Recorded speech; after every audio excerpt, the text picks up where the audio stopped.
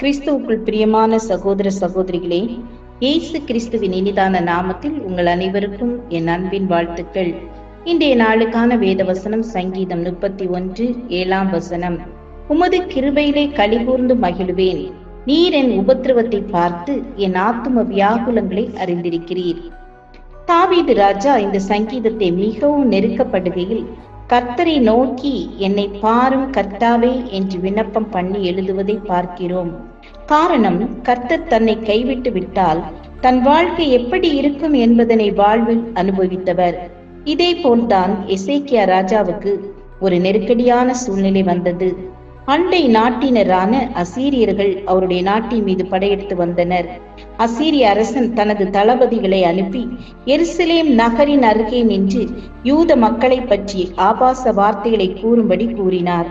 அதே போல் ஒரு மிரட்டல் கடிதம் எசேக்கியா ராஜாவுக்கு கொடுக்கப்பட்டது. எசேக்கியா ராஜா தனது மந்திரிகளின் குழுவை கூட்டுவதற்கோ மற்றவர்களின் ஆலோசனைகளை கேட்பதற்கோ அவர் சிந்திக்கவில்லை.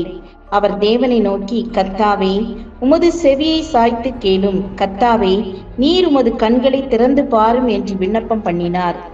கர்த்தர் ஒருவரால் தான் தன்னை இந்த நெருக்கத்தில் இருந்து விடுவிக்க முடியும் என்று மிகவும் உறுதியாக நம்பினார். நடந்தது என்ன தெரியுமா?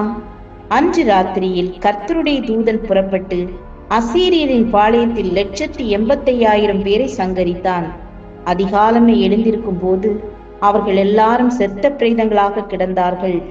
மகத்தான தேவன் ராஜாவின் கூப்பிடுதலை கேட்டு வல்லமையாய் அதிசயத்தை நடக்க பண்ணினார்.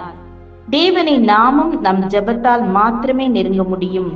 அப்போதுதான் அவர் நம்மை நோக்கி பார்ப்பார். நாம் ஒவ்வொருவரும் வேதத்தில் உள்ள எசேக்கியா மற்றும் தாவீது ராஜாக்களின் ஜெப கருத்துக்களை நன்கு வாசித்து அதே போல் நம் வாழ்வில் செயல்படுத்த வேண்டும். எக்காரணத்தை கொண்டும் சுயமுயற்சியோ அல்லது பிற மனிதர்களின் பலத்தையோ நம்பி நம் காரியங்களில் செயல்பட முயற்சிக்க கூடாது. நீதிமான் செய்யும் ஊக்கமான வேண்டுதல் மிகவும் பலனுள்ளதாய் இருக்கிறது என்று யாக்கோபு 5:16 வாசிக்கிறோம். ஆம், எனக்கு அன்பானவர்களே, நாமும் ஊக்கமாய் ஜெபிப்போம், ஜெயம் பெறுவோம். ஜெபம் செய்வோம்.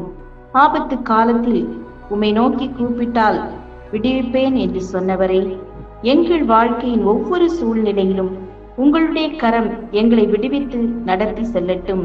இயேசுவின் நாமத்தில் பிதாவே, ஆமேன், ஆமேன். God bless you.